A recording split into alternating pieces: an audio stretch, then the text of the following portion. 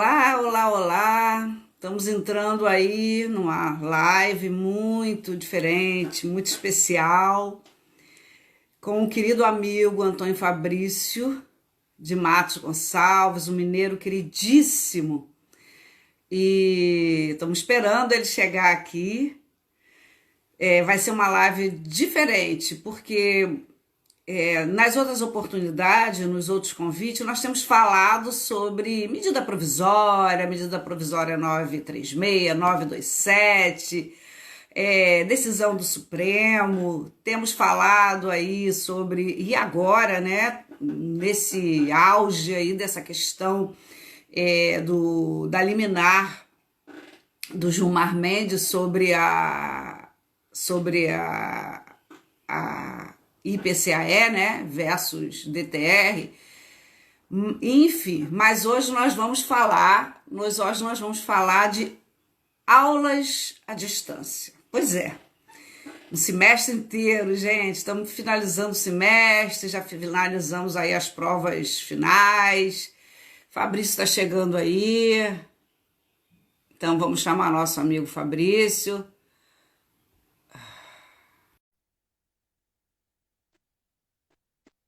O Antônio Fabrício é um amigo muito querido, né? Estamos esperando ele entrar aí. Alô, amigo! Professora, bom dia. Bom dia! Eu estava dizendo o seguinte: temos feito muitas lives para falar da MP 927, a antiga 905, os jabutis, a 936, agora o julgamento do Gilmar, a questão aí da pandemia, da ausência de interação do governo. Mas hoje nós vamos fazer uma live diferente. Bom, eu quero apresentar para vocês o professor Antônio Fabrício. Eu não vou dizer das circunstâncias que nós nos conhecemos, mas obviamente que foi no lançamento do livro dele. O professor Antônio Fabrício tem um dos livros, eu acho que foi um dos primeiros que eu vi, se não, para mim, eu acho que foi o primeiro, sobre flexibilização, que já está na segunda ou na terceira edição. Até a terceira eu acompanhei sobre LTR, pela editora LTR.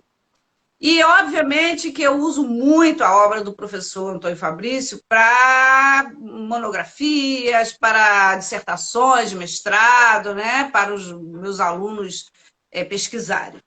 O professor Antônio Fabrício, ele foi presidente da OAB Minas Gerais, que eu acho que é uma das maiores do país, foi presidente da Associação Brasileira de Advogado Trabalhista, ABRAT, essa que a gente integra há muitos anos. E hoje ele é presidente da Comissão de Direitos Sociais do Conselho Federal da OAB. Mas o professor Antônio Fabrício, como eu, somos professores. Ele é professor em Minas, da PUC Minas, e eu aqui no Rio de Janeiro. E como nós estamos finalizando o semestre, já finalizando para mim, só mais uma atividade, e ele nós vamos saber agora, a gente queria dialogar com vocês sobre essa experiência, a gente queria falar disso, a gente queria interagir e fazer talvez até uma cartaz. Professor, seu ambiente está um pouco escuro, sua luz está um pouquinho escura. Você está me vendo bem? Eu estou sempre clara aqui, ó. Tá perfeito. Então, e aí, professor? Melhorou? O que você me diz aí? O que você quer falar? Nós vamos bater um papo, vamos fazer uma cartaz. Vamos lá. Bom dia, professora Benizete Medeiros. No meio de quase a tentativa de transformar o direito do trabalho e a justiça do trabalho em terra arrasada, nós estamos aqui discutindo outros assuntos nesse momento, dando uma pausa para que a gente possa seguir mais forte para as outras discussões. E dizer que só alguém com sua sensibilidade, com essa alma de artista, que além de belíssima professora de Direito do Trabalho, de pesquisadora, é também uma pintora de mão cheia que ilustra capas de várias obras no Brasil, fora as exposições, e tem essa sensibilidade artística tão grande, nos propõe uma live solar, como é você, uma pessoa solar, uma live solar como essa, num dia de hoje, para que a gente discuta a experiência de sair da sala de aula física e passar para de trás de um computador para estar sem os alunos, sem as perguntas diretas de sala de aula, com as pessoas em casa e nós também na nossa própria casa, ou no escritório, ou no curso, como esse curso que você conduz tão bem, mudando a vida de tanta gente, transformando bacharéis em advogados há tantos anos. Então, acho que temos muito para falar, muita coisa para repercutir. O retorno que nossos alunos nos deram, aqueles que forem nossos alunos que estiverem aqui na live hoje, também podem, acho que pode deixar a experiência e fazer um comentário para que a gente possa tentar também compreender como foi essa experiência dos alunos, porque a nossa, como docente, é de uma forma e como chega neles é de outra. Acho que foi dividido esse período em duas etapas, acho que podemos dividir assim. A primeira de entender o que estava acontecendo, ou três, a primeira de entender como estava acontecendo, a segunda de adaptação e a terceira de seguir a vida da nova forma, das novas tecnologias, com as novas tecnologias e da maneira que foi colocado.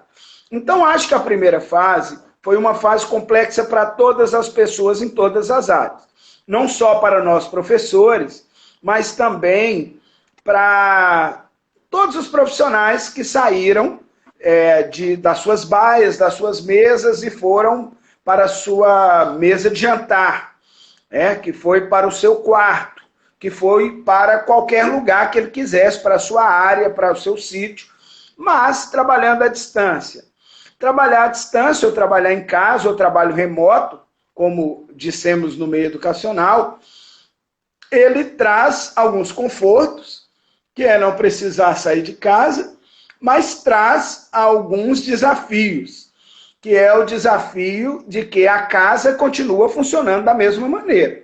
Então, as pessoas que têm filhos, que têm tarefas domésticas, que dividem aquelas tarefas domésticas, que tem a feira chegando no interfone no meio da aula, que tem o entregador apitando, que tem a pessoa, o zelador do prédio, aquela pessoa que tem uma funcionária, uma empregada doméstica que mora na própria casa e que vai passar atrás, da mãe que está dando aula e a filha que aborda e entra no meio da live, o grito que sai lá dentro, a panela que está mexendo. Então, isso tudo faz parte de uma cena típica de uma casa brasileira. E isso veio para a cena da educação a partir do momento que a educação passou a ser ministrada da sala de jantar ou de qualquer lugar que estivesse a pessoa.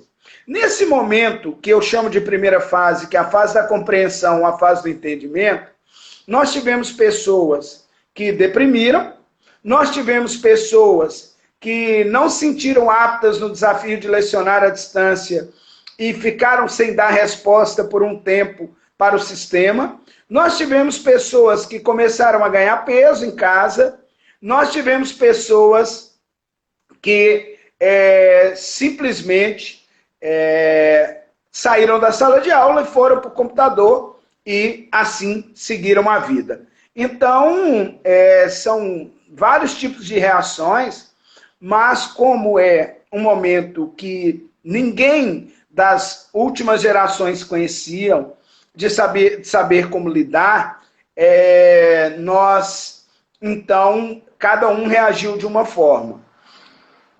Nós temos notícias que tem hospitais que não têm pacientes de Covid, que a maior procura é pelo serviço psiquiátrico ou de psicólogo, porque as pessoas começaram a ter problemas para entender essa situação, para ficar em casa, para conviver com todas as pessoas da casa, que muitos não conviviam há muito tempo.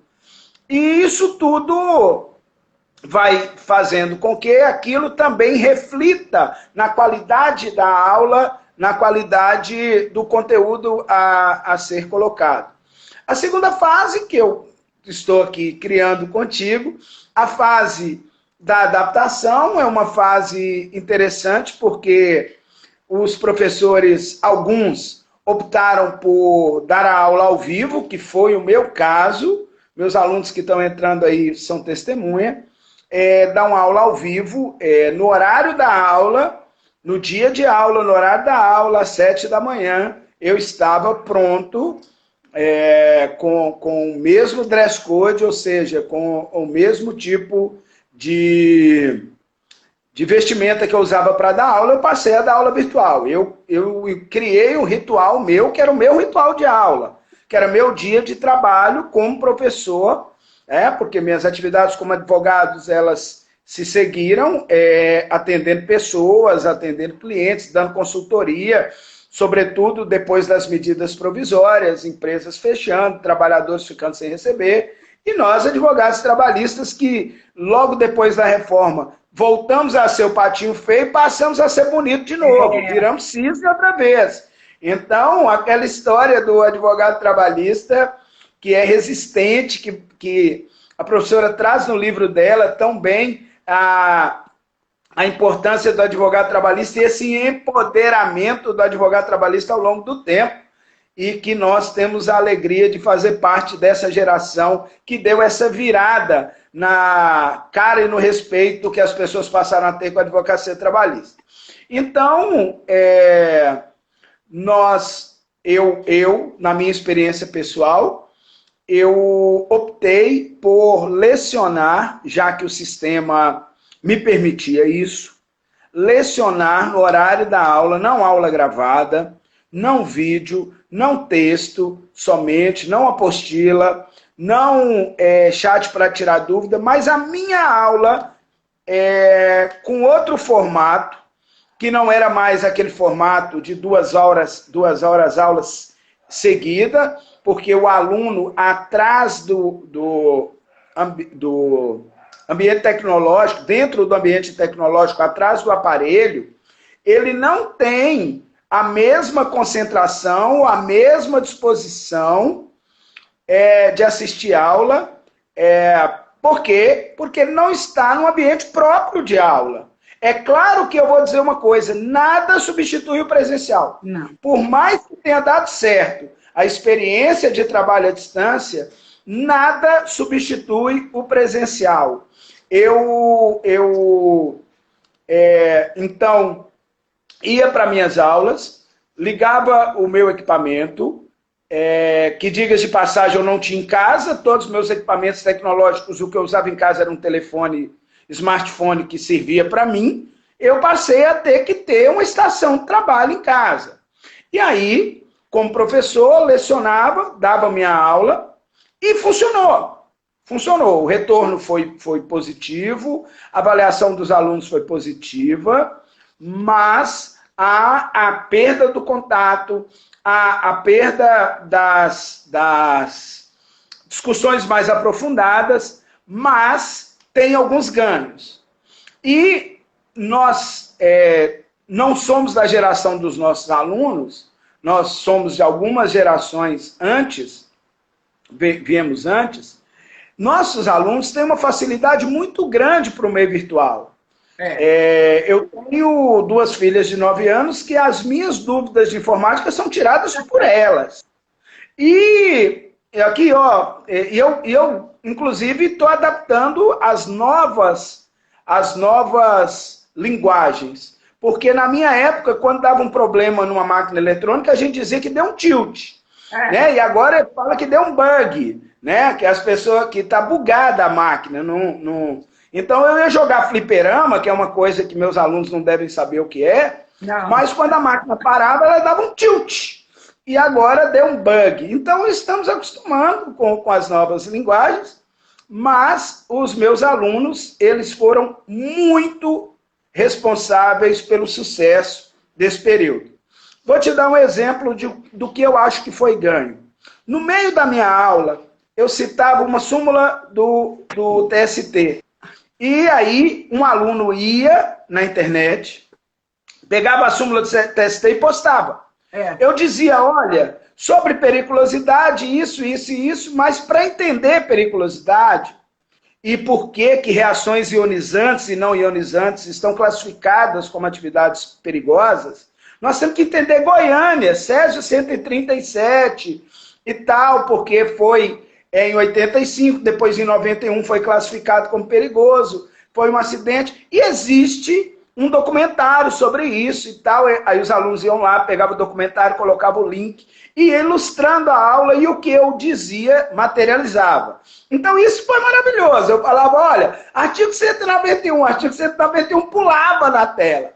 Eu escolhia um aluno para ser meu monitor informal no início da aula, e esse aluno, ele seguia me assessorando, e assessorando a sala inteira, e monitorando a turma, e ilustrando aquela aula. Então, no sentido de incorporar a tecnologia para o dia a dia, foi muito, muito interessante e se somou. Porque essa tecnologia, que eu sei que foi a tecnologia que a professora trabalhou com ela, e a mesma que a PUC Minas usou, que é o Canvas, o sistema Canvas, ele já existia, ele já estava aí. Agora, as pessoas não estavam prontas ainda para ele. Tiveram que ficar pronta, e eu quero fazer um registro aqui. Entra aqui agora o meu colega, um belíssimo professor, o professor Vitor Salino de Moura. O professor Vitor é autor em processo do trabalho e também viveu esse processo, professor. Nós estamos tratando aqui hoje da experiência do primeiro semestre de sair da sala de aula física e passarmos para o computador. Então, eu registro o juiz do trabalho, o acadêmico da Academia Brasileira de Direito do Trabalho, o professor Vitor Salino, aqui presente, além do nosso querido colega, professora, André Paiva, que também nos dá alegria de estar aqui. Então, professor Vitor... A turma estava dormindo, está tomando café, agora está entrando. Vitor, um abraço grande para você, um querido amigo também, autor de várias obras de processo do trabalho, e também, certamente, na mesma universidade que você, né, professor, deve também estar passando as agruras aí com a gente. Mas sabe o que eu percebi, ô professor Fabrício? Que Minas, ó, o Ricardo Fernandes, professor também aqui da nossa instituição, então, Minas não foi diferente do Rio, tivemos 3 fases. A primeira fase da angústia, do desespero, da identificação de território, das indagações, será que eu vou dar conta? Será que isso vai ser bom? Será que é só por um mês? Ah, não, daqui um mês nós já estamos de volta, conversando com os nossos alunos em sala de aula. Mas passou um mês, passaram-se 2, passaram-se 3 meses e nós finalizamos um semestre. Então, nós tivemos a primeira fase do desespero, como é que vai ser isso, não vou dar conta, a tecnologia nos engolindo, tendo que aprender a mexer com o Canvas, assim, com várias dificuldades, né, professor, os próprios alunos, e nós tentando fazer essa interação para amenizar esse primeiro mês, que foi realmente muito estressante. Eu achei que eu não fosse sobreviver ao semestre. Entrou aí nossa querida professora Adriana Braga, do IFE, é uma querida amiga também. Ela já me fez uma pergunta, como que foi a nossa avaliação? Mas nós vamos responder.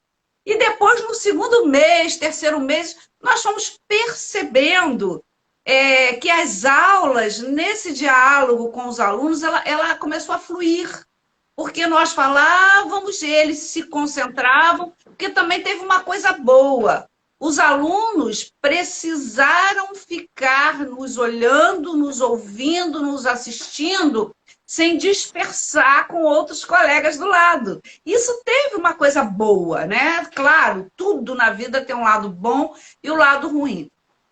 Professor, e eis que nós chegamos ao final do semestre, na terceira fase, uma fase já de bastante adaptação, de bastante conforto, né? Efetivamente, a gente entra em sala de aula como aqui onde eu estou, o senhor está de terno, eu estou aqui também, e a gente criou uma aula realmente realmente fluida, boa, num bom diálogo, houve uma possibilidade de diálogo com esses alunos. E eu acho que, e aí vem a pergunta, sobrevivemos a esse semestre? Essa pergunta que eu te jogo agora, porque depois eu quero fazer outras.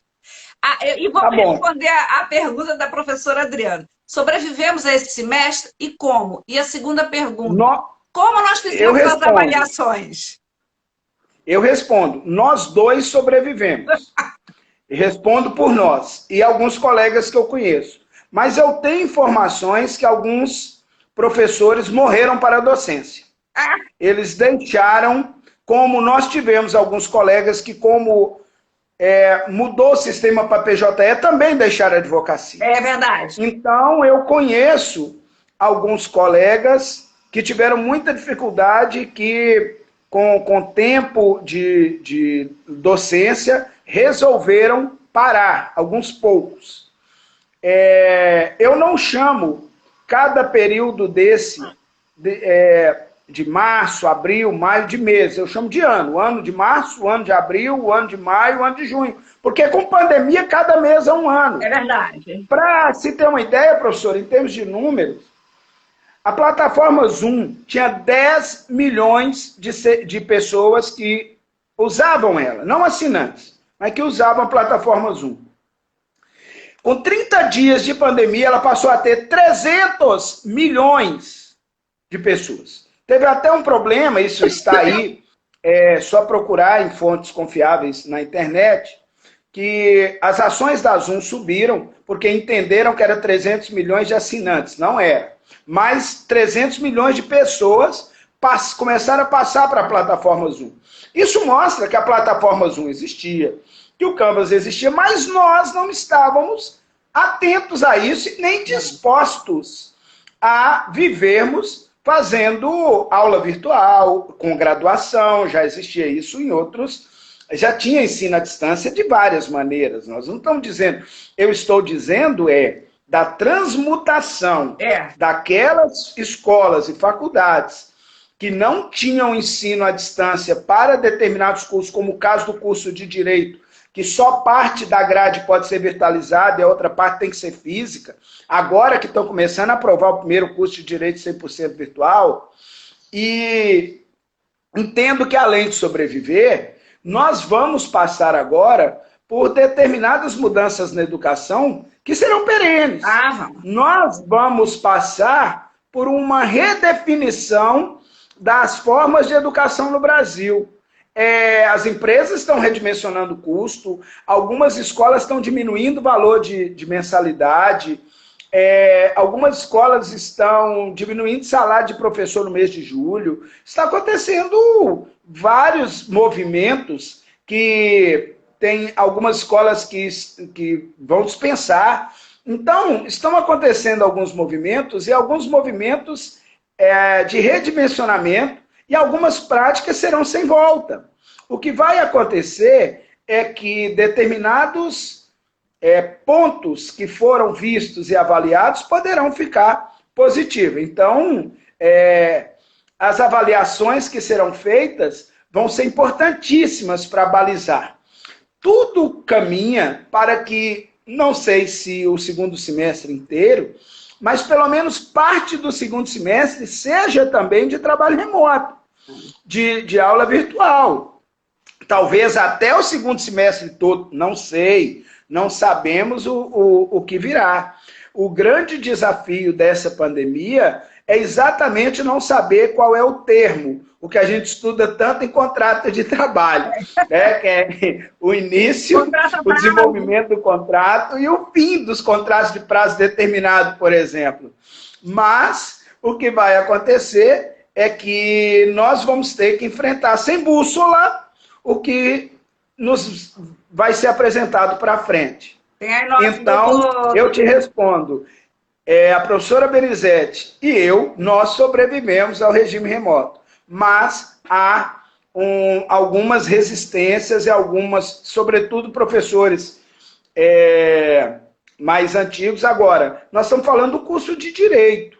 Agora, imagine o curso de Odontologia, o curso de Medicina. Ontem, por exemplo, eu tive com um médico que é meu amigo e professor da Faculdade de Medicina da UFMG. Eu falei, como é que está? Ele falou, não, a UFMG ainda não teve nenhuma aula à distância. Vai começar a ter. Mas eu sou professor de cirurgia, eu trabalho no bloco. Então eu não posso lecionar, não tem como eu lecionar à distância, porque os acadêmicos vão comigo e nós vamos lá fazer cirurgia nas pessoas. Aí eu disse a ele, falei assim, então, se você for dar uma aula virtual, é como se fosse aula de natação por correspondência, né? Instituto Universal Brasileiro. Ele falou, mais ou menos isso. Ontem, ele dizendo que conversou com a pessoa que era chefe do departamento dele, que realmente não tem como ir para um bloco cirúrgico virtual sozinho para ensinar a operar e a pessoa, sendo que ele trabalha com prática. Então, existem coisas que dá para fazer à distância. Tem atividades que dá para serem transpostas para trás do computador, outras não. Entrou aí o doutor Natalino, que é um amigo comum nosso, advogado, o Ricardo Fernandes também, e outros. Mas, o professor Fabrício, tem aquele adágio popular que diz assim, cada mergulho é um flash, e isso tem sido uma constante, a gente não sabe onde é que vai parar e onde vai ficar. Eu fiz uma live, até a pedido de várias pessoas, com uma psicóloga, e nós estávamos discutindo o mundo do trabalho à luz desse momento aí, com as questões emocionais. Mas é óbvio que a nossa conversa foi para casa, para filhos, para situações no geral. E eu fiz uma pergunta a ela, é normal nós estarmos nessa instabilidade emocional, por exemplo, na nossa área, um dia a gente acordar e dizer assim, tomara que esse sistema de aulas virtualizadas permaneça, porque está muito confortável, não tem trânsito, etc, etc. No outro dia, acordar e dizer assim, quero me arrumar, quero estar em pé na frente de 60, de 40 alunos e quero dialogar, olhando no olho e sentir a energia desses alunos. Bom, essa é uma tônica que tem me invadido. E eu perguntei a ela se isso, no modo geral, é normal. Ela falou assim, quem não estiver passando por essas instabilidades não está normal. Ela disse assim, quem não tiver instável nas emoções nesse momento, e isso em todos os segmentos da vida, esse sim precisa se tratar. Porque quem estiver vivendo os altos e baixos das emoções nos diversos segmentos, esse está vivendo o momento de forma absolutamente como tem que ser vivida. E aí aquela pergunta, você também, não vou te chamar de senhor, você também tem essa coisa assim, amanhã eu quero olhar no olho do meu aluno e fazer mais brincadeira. Porque é aquela brincadeira que a gente faz, bem colocada, e que depois tem uma resposta, a gente pensa assim, nossa, esses alunos são muito inteligentes, olha a resposta deles. Então, acredito que você também tenha isso. E outro diz assim, não quero sair da minha casa, porque eu no intervalo eu vou ali e faço um lanche, eu no intervalo eu posso fazer várias ligações, resolver várias coisas. Você também está nesse alto e baixo, querendo que 2020/1, ou seja telepresencial, virtualizada, ou seja presencial? O momento não está claro, né? Eu acho que esse é o maior ponto. Nós não sabemos, como dizia Beth Carvalho, como será o amanhã. Mas na minha experiência, eu senti muito no começo, muito. Esse exemplo que eu dei de um professor que ficou uma semana sem falar nada com os alunos, um desses foi eu. O regime passou para remoto e eu nem liguei para ele. Tá remoto, então tá. Aí, você vai ter que dar aula remota. Beleza. E foi. Até que um dia, meus alunos começaram a mandar mensagem, professor, eu sou o único que não colocou nada ainda. Isso tinha 7 dias que tinha começado o regime remoto. Não era comigo o regime remoto. Não era, realmente. Negação. Eu não tinha familiaridade com tecnologia, minha vida é de papel, Então, eu estava seguindo minha vida.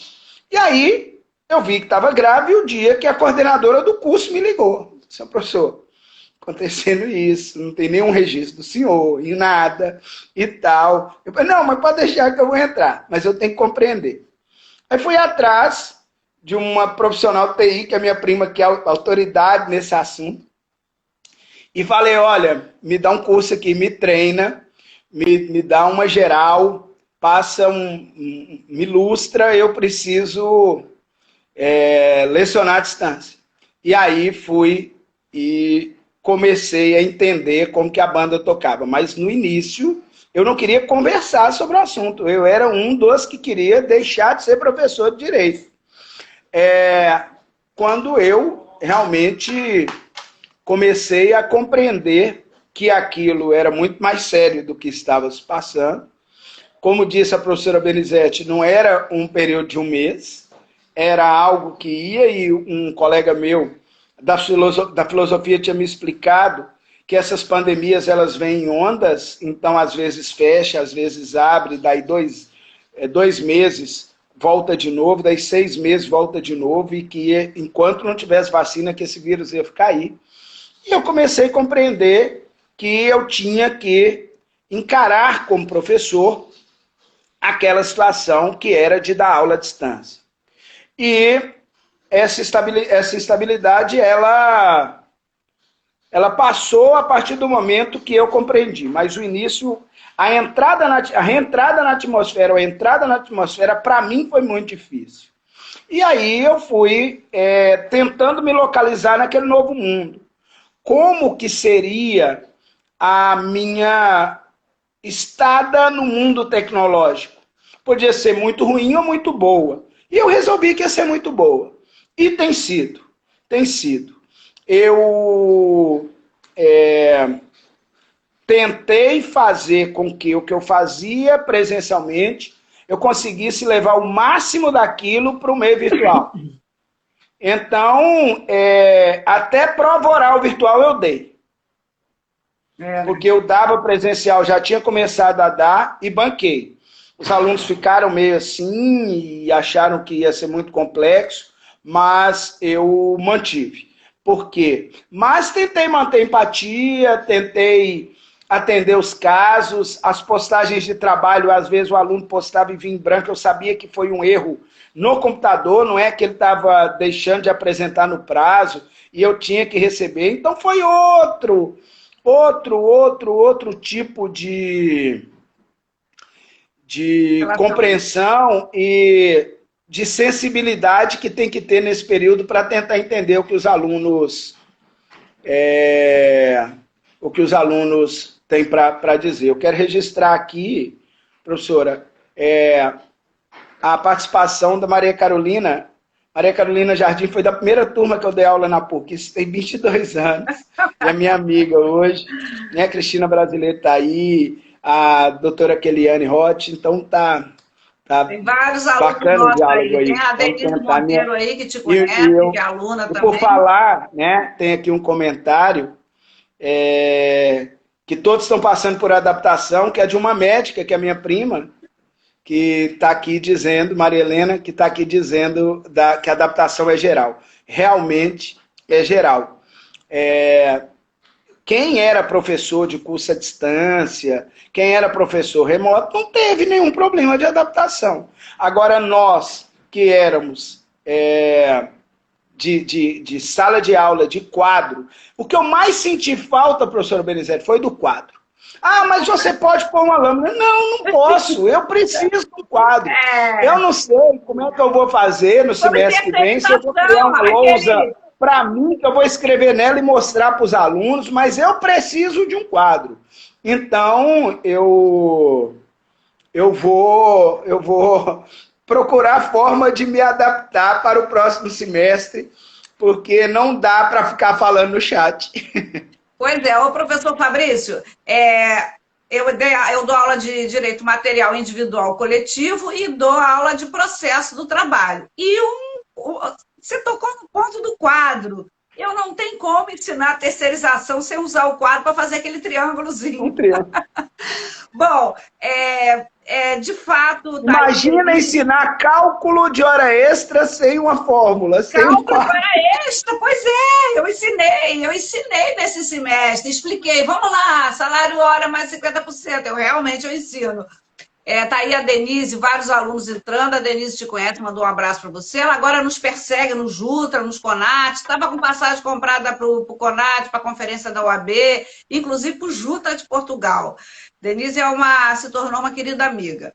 Bom, então, É vejam. porque a professora Benizete é mais que professora, ela conduz os alunos dela pelos caminhos bons que ela conhece e todos que querem seguir ela leva. Olha, é aquilo que eu digo, eu não vim para agradar, eu vim para ensinar.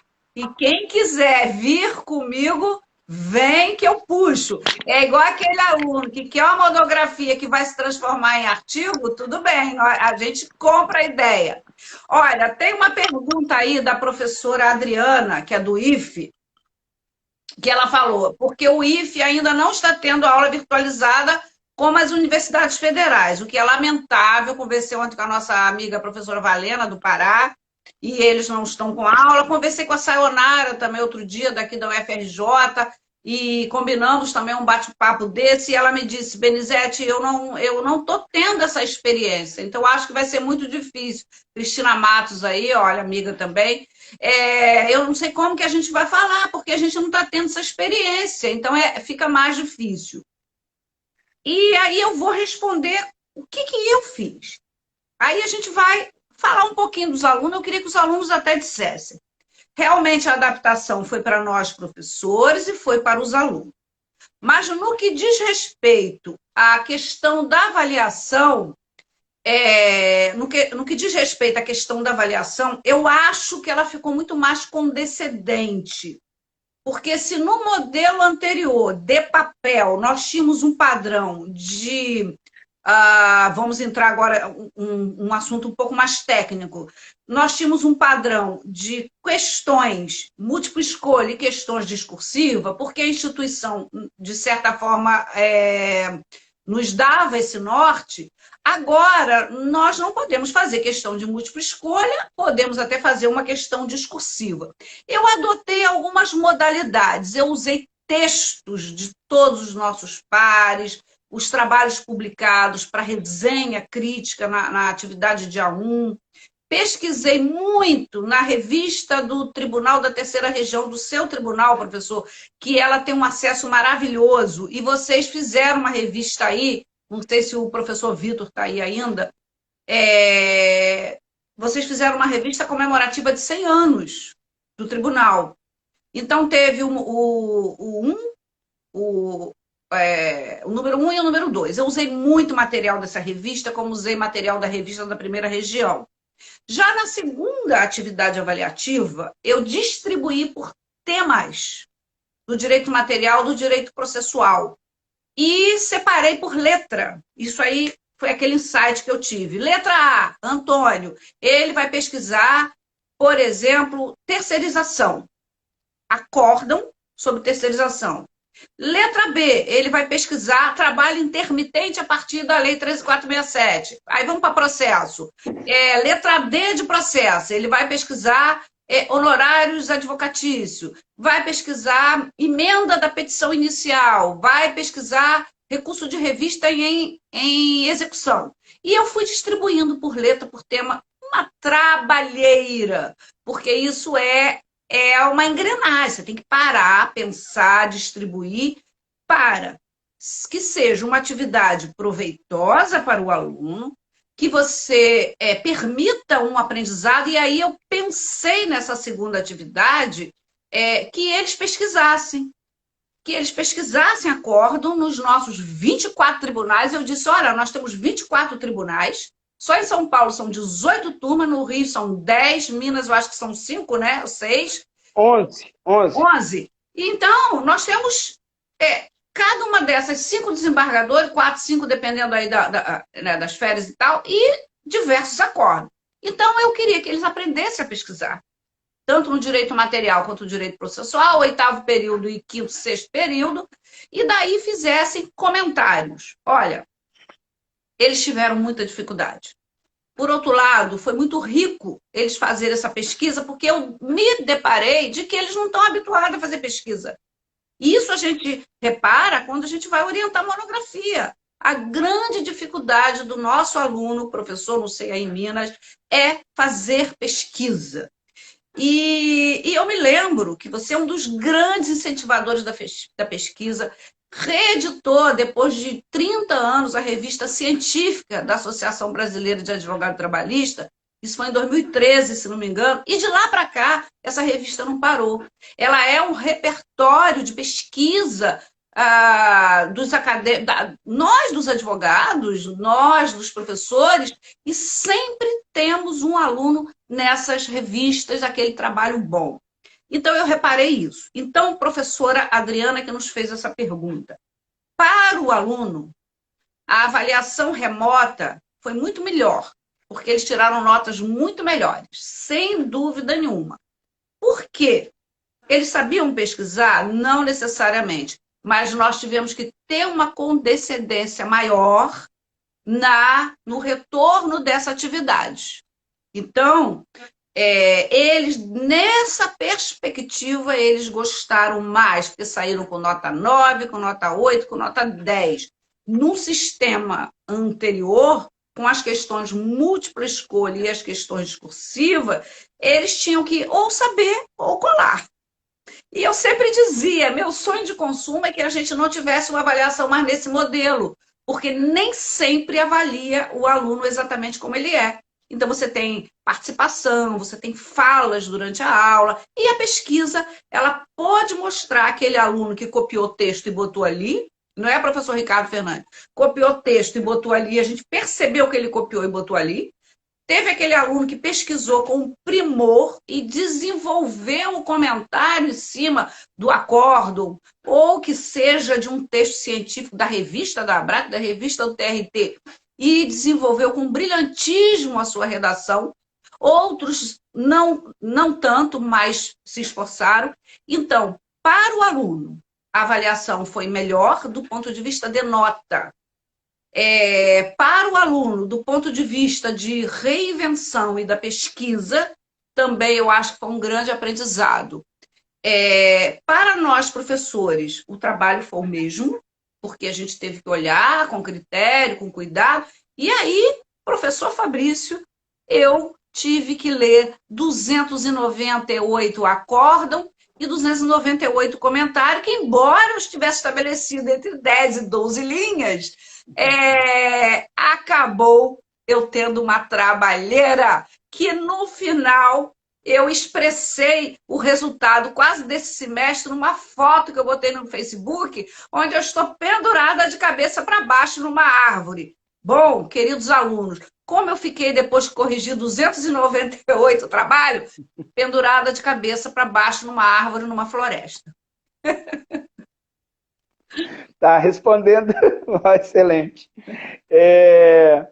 E aí a comunicação é essa. Hoje a gente está no sistema oficial, mas tem que disponibilizar o WhatsApp da gente para uma dúvida do aluno, tem que falar por outras formas, uns nos acham no nosso Instagram, e assim, virou a comunicação global, é a forma que existe. Eu quero passar essa experiência, professora Cristina, de avaliação, que foi interessantíssimo, um caso específico de uma das avaliações que eu dei. Às vezes, na última prova, na avaliação global, eu dou uma prova de falso verdadeiro com justificativa. Para justificar as falsas e explicar as verdadeiras. Colocar fundamento técnico, qual o artigo que embasa aquela resposta, por que eles dão aquela resposta. Quando eu dou uma prova dessa, em sala de aula, física, os alunos fazem o falso verdadeiro e às vezes eu coloco só para justificar as falsas. E eles demoram 30 minutos, 40 minutos, com 25 minutos, 20 minutos, tem aluno entregando e saindo. Eu dei essa mesma prova, esse mesmo estilo de prova, à distância. Elaborei uma prova dentro do que eu tinha dado, do que eu tinha dado no semestre, e passei para os alunos. Especifiquei, porque a plataforma, aí eu fiz pelo SGA, que é o Sistema de Gestão da PUC, não fiz pelo Canvas, especifiquei que eles tinham o mesmo tempo de aula para fazer a prova, 1h40. Quando eu vi, os alunos começaram a pipocar, me pedindo mais tempo. Me pedindo mais tempo, me pedindo mais tempo, eu mudei para 2 horas, muitos não deram conta.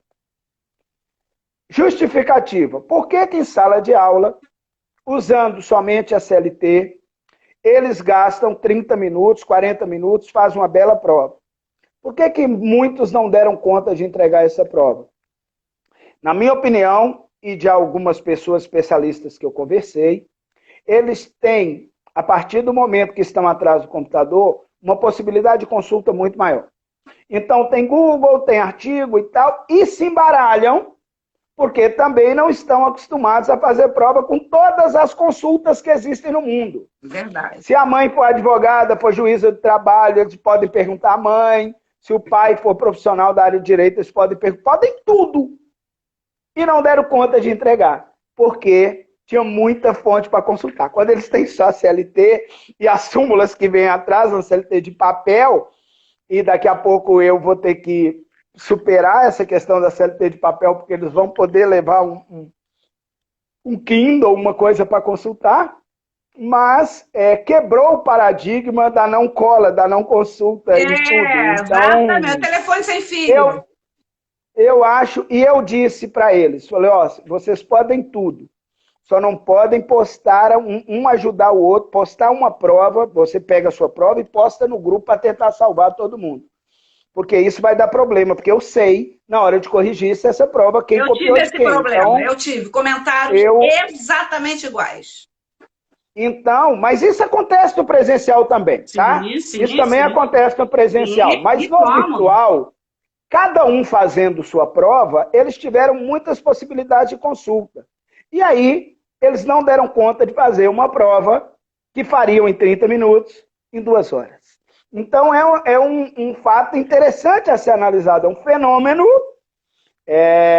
novo nesse novo espectro que é o ensino remoto, o ensino à distância, né? Será que nós vamos acabar com a CLT de papel em sala de aula? Porque eles quase já não levavam mais. Como que nós vamos fazer isso, né? Nós estamos numa era totalmente tecnológica. Penso eu que é um caminho sem volta, pelo menos em 100%. Nós não vamos voltar a ser o que éramos, nem na advocacia, nem nas reuniões. Você vê, fazemos reuniões da ABRAT, você certamente faz do Conselho da OAB, do Conselho Federal também, à distância, remota, como está tendo julgamentos. Creio eu que nós não vamos voltar mais a ser como era, totalmente presencial, totalmente papel.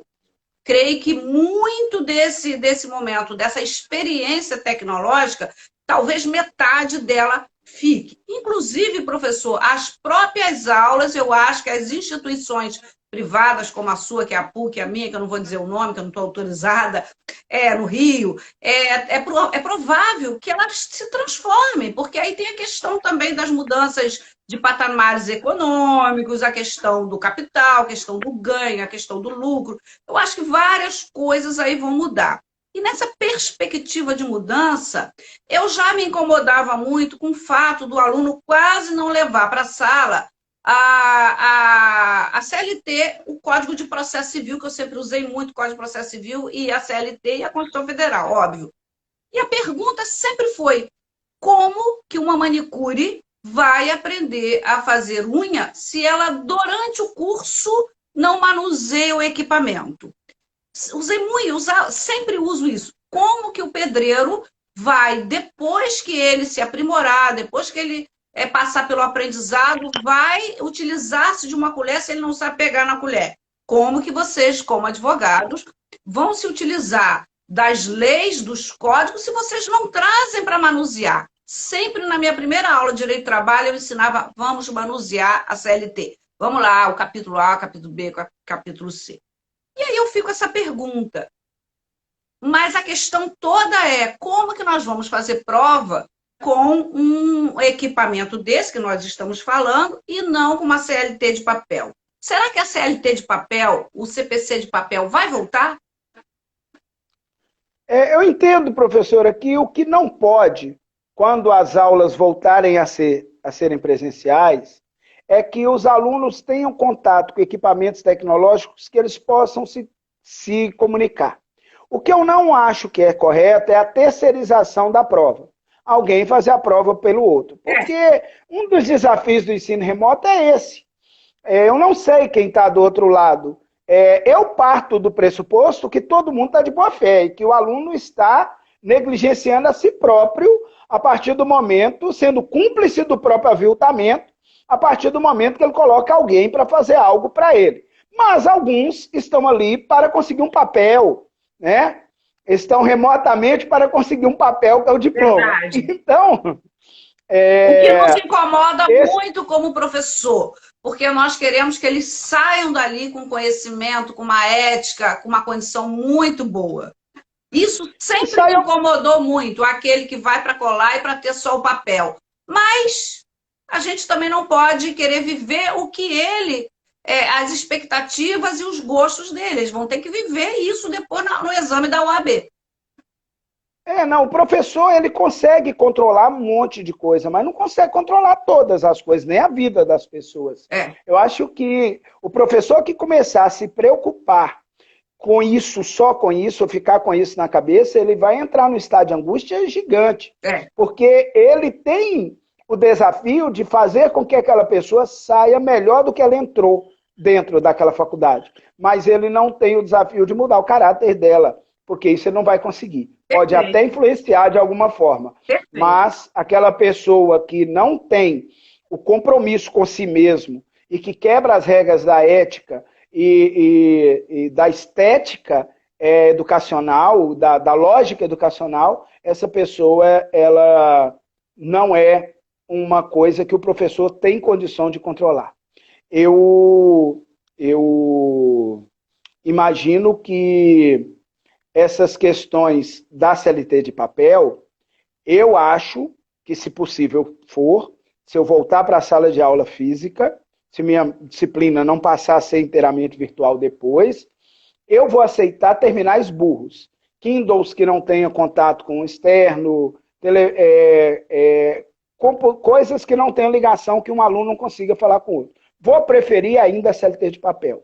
Mas se for usar eletronicamente, que sejam terminais burros, que não tenham, que sejam Kindles, por exemplo, que não tenham ligação externa. Mas, caso contrário, eu não quero fazer com que eu seja o facilitador da terceirização do resultado daquele aluno para outro aluno que tem mais capacidade e que se propõe a entrar naquela espiral ética que o colega propôs a ele e ele aceitou. Professor, você que foi presidente de uma OAB estadual, das maiores, que eu sei que você visitou 800, teve um dia que você viajou 800 quilômetros, visitou todas as subseções, você não dirige, eu sei disso, foi presidente da Associação Brasileira de Advogado Trabalhista, que é uma associação nacional, você viajou o país inteiro.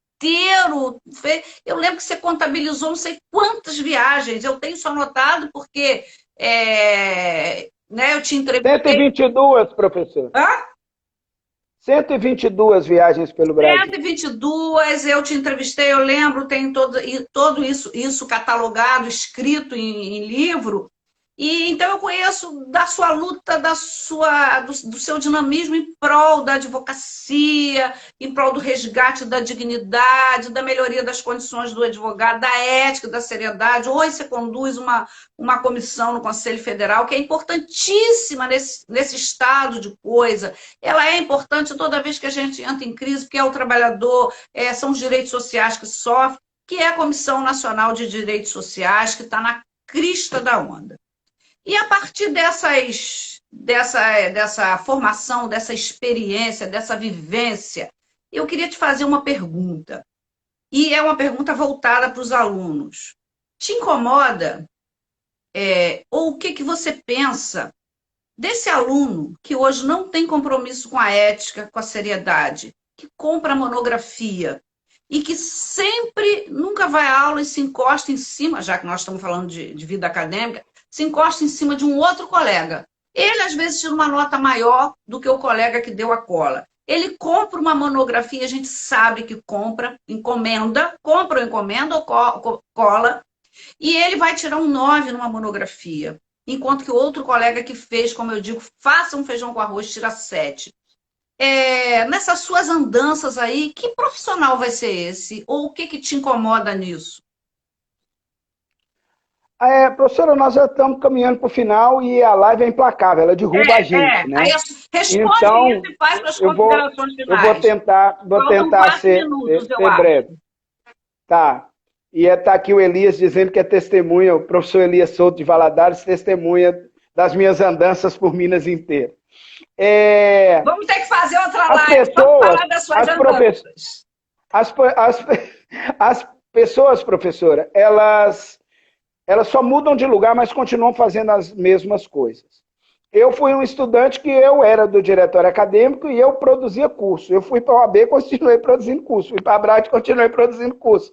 Continuei estudando, procurando as coisas. As pessoas mudam de lugar.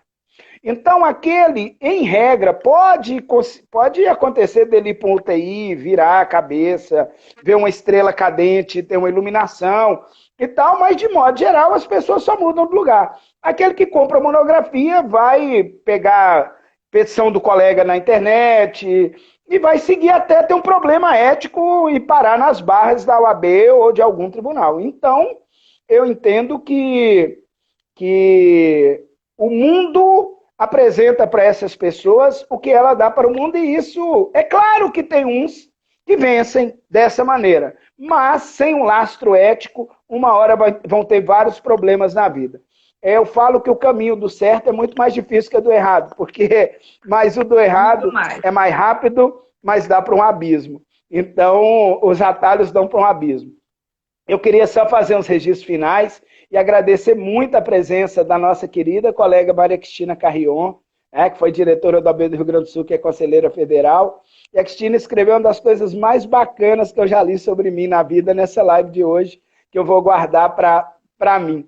Mas olha, professora, e registrar também a presença de um grande advogado trabalhista, que é o Henrique, lá de Itabira. Então, o Brasil todo, Minas aqui presente. Mas eu quero só terminar como característica de fala, como dizia a professora Benizete Medeiros, mas é você que ama o passado e que não vê, que o novo sempre vem. E é isso que aconteceu com a gente. O novo veio e nos atropelou sem mandar recado, sem aviso prévio, e nós tivemos que adaptar. Muito obrigado pelo convite. Foi maravilhoso. Olha, sexta-feira aqui e trocar essa experiência. Sexta-feira nós vamos falar sobre arte com César Brito. Sexta-feira, 19 horas. Eu estou pensando em botar umas flores da Frida na minha cabeça para ficar diferente e tirar essa biblioteca atrás e botar só arte aqui atrás. Eu boto nesse sentido. Foi maravilhoso, eu acho que a gente ficaria a manhã inteira conversando, temos muita experiência para trocar, os alunos que participaram, Denise, César, outros aí, Michele, Cristina, olha, muito obrigada pela participação de vocês, e vamos seguir junto, em breve vocês vão conhecer pessoalmente o professor Fabrício, que é uma pessoa fantástica, a gente se diverte muito junto com as coisas, o professor Ricardo Fernandes, a gente se diverte sempre muito junto, Ricardo, né, Fabrício? Abraço. A gente ri de coisas inusitadas e das músicas e da poesia. Muito obrigado, foi maravilhoso. Eu acho que a gente precisa desdobrar isso. Tá, eu quero presencial aí, porque é muito melhor Cabo Frio do que atrás do telefone na sala de casa. Tudo de bom, um abraço. Tchau.